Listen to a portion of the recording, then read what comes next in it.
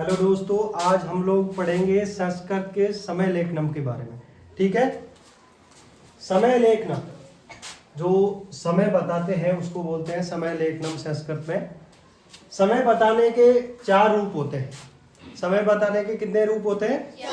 4 रूप होते हैं। ठीक है। घटिका, घटिका यानी घड़ी। घड़ी में देखकर हम प्राय 4 प्रकार से समय बताते हैं। कितने प्रकार से?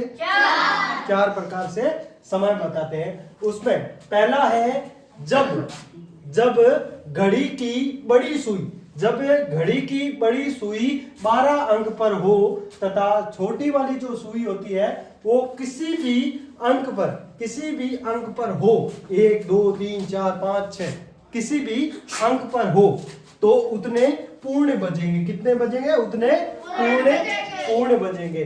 जैसे बड़ी सुई है वो 12 पर है, बड़ी सुई जो है वो 12 पर है तथा जो छोटी वाली सुई है वो 4 पर है, तथा छोटी वाली जो सुई है वो 4 पर है तो 4 बजेंगे। और बजे के लिए हम लोग संस्कृत में वादनम शब्द का प्रयोग करेंगे। बजे के लिए हम लोग संस्कृत में वादनम शब्द का प्रयोग करेंगे। किसका? वादनम शब्द का प्रयोग करेंगे। अब ध्यान दो थोड़ा। अब देखो ये घड़ी है, ठीक है। बड़ी वाली सुई जो है वो है 12 पे। किस पे है? 12 पे। और जो छोटी वाली सुई है वो 4 पे है। किस पे है? 4 पे है। तो कितने बजेंगे? 4 पूरे 4 बोल दो, पूरे 4 बजेंगे। ठीक है, बजेंगे। और बजेंगे, जो बजेंगे उस शब्द के लिए हम लोग वादनम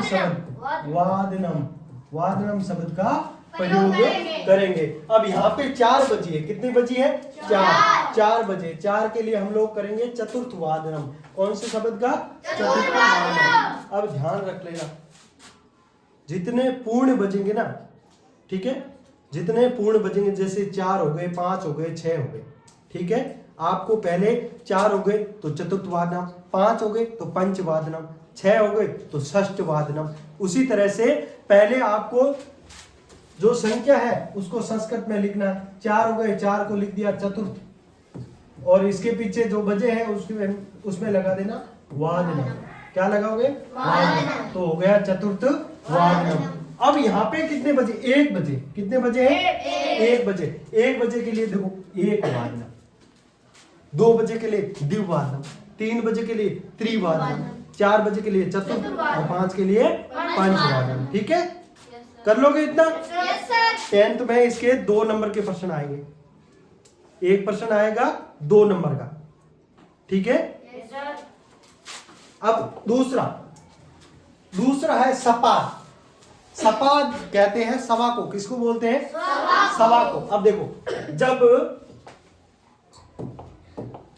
अब ध्यान दो, जब घड़ी की बड़ी सुई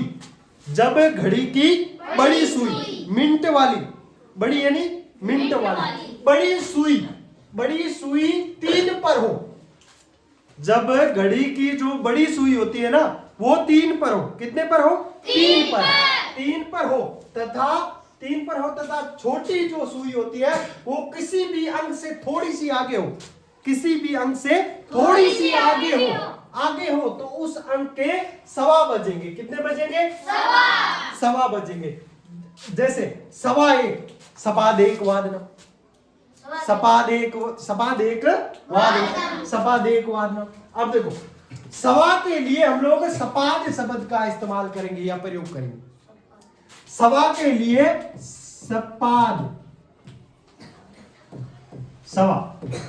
सवा के लिए सपाद शब्द का इस्तेमाल करेंगे। ठीक है। अब देखो, ध्यान दो इसमें। अब देखो, ये देखो, बड़ी वाली सुई 3 पर है। बड़ी वाली सुई 3 पर है तथा छोटी वाली जो सुई है वो 1 से थोड़ा सा आगे, ठीक है। 1:15 सवा बजे। ठीक है। और उसके लिए हम लोग इस्तेमाल करेंगे सपाद 1 वादनम। अब यहां पे देखो, छोटी वाली सुई 2 से थोड़ी सी आगे, और बड़ी वाली सुई है ना मिनटों वाली, वो 3 पर है। किस पे है?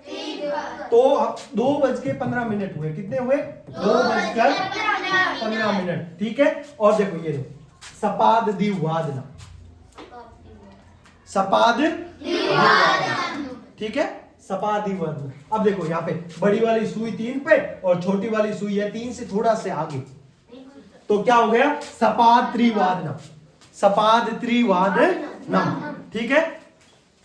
सवा के लिए सपाद, पूर्ण बजेंगे, पूर्ण के लिए कितना, वादनम, क्या करोगे, वादनम, सपाद और वादनम, कितने समझ आगे, 2। अब आगे बढ़ते हैं हम लोग तीसरे की ओर। तीसरा है सार्ध, क्या है, सार्ध, सार्ध यानी साढ़े, क्या, सार्ध यानी साढ़े, ठीक है।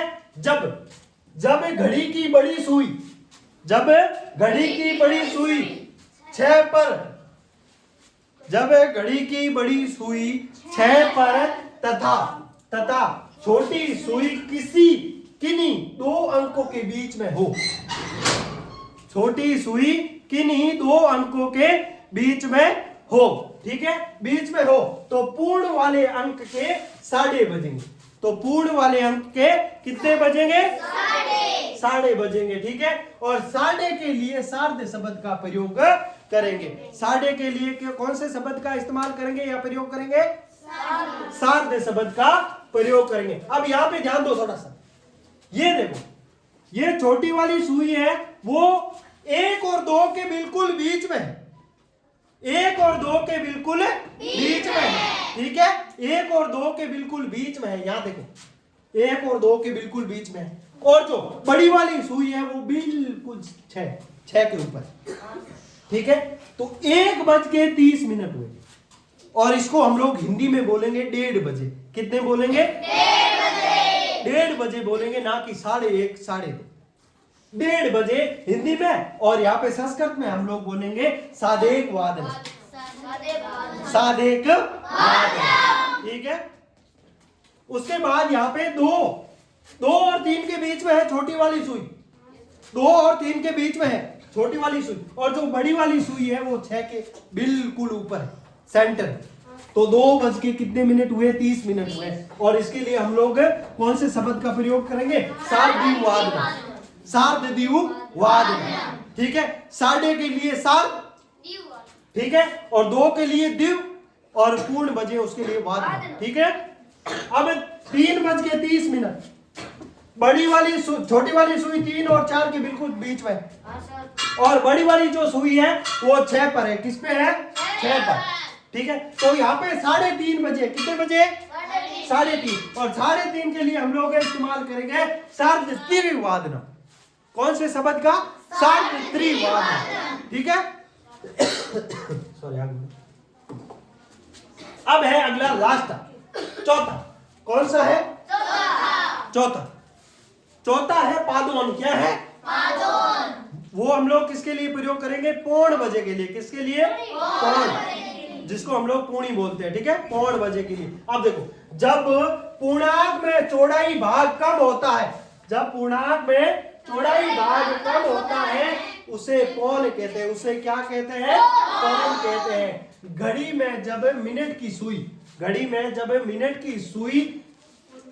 की सुई पूर्णांक से आगे, मतलब 45 पे, 9 नंबर, किस पे, 9 पे 45 मिनट को प्रदर्शित करती है, तो हम कहते हैं 1:15, 1:15, 1:15, 3, 4, 5:15, ठीक है।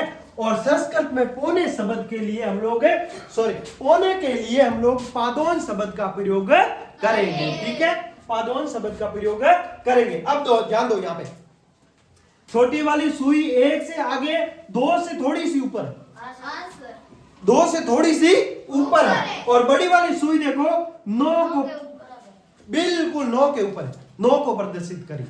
तो यहाँ पे हम लोग कहेंगे 1:45 हुए, क्या कहेंगे, 1:45 हुए, तो हम लोग यहाँ कहेंगे पादोन द्विवादनम, पादोन द्विवादनम। अब यहाँ पे उसी तरह ध्यान दो, 2:45 हुए, यहाँ पे 3 से थोड़ी सी ऊपर छोटी वाली सुई है, 3 से थोड़ी सी ऊपर छोटी वाली सुई, और बड़ी वाली सुई 9 पे है, 45 मिनट को प्रदर्शित कर रही, ठीक है। तो 2:45 हुए, और इसको हम लोग बोलेंगे पादोन त्रिवादनम। ठीक है, अब ये हो गए 4। अब आपको 4 शब्दों का ध्यान रखना है, 4 शब्दों को। पहला है वादनम।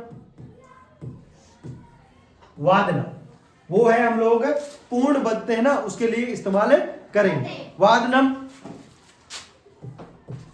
सार्ध और पादोन। और कौन सा था? वादनम, सार्ध और पादोन। ठीक है, यही थे ना। पहला ये पादोन हो गया, यह हो गया सार्ध, ठीक है, और ये हो गया सपाद। ठीक है, चौथा कौन सा है? सपाद। सपाद। ठीक है, ये सार्ध का इस्तेमाल करेंगे साढ़े के लिए, साढ़े, और पादोन का पौन के लिए, पौने के लिए, और सपाद यानी सवा,